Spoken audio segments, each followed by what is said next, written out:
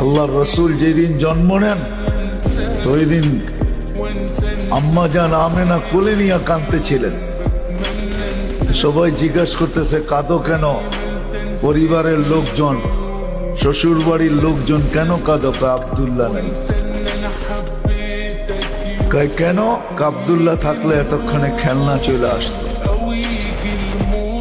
আল্লাহ যেন কানে কানে বলতেছিলেন আমেনা কাঁদিস না, আব্দুল্লাহ খেলনা আনলে আর কোত্থেকে আনবে? মক্কার বাজার থেকে। পাথরের আনবে, কাঠের আনবে, প্লাস্টিকের আনবে, মাটির আনবে, সূর্য ডুবতে দে চাঁদকে খেলনা বানায় পাঠায়। আর ঘটছেও তাই।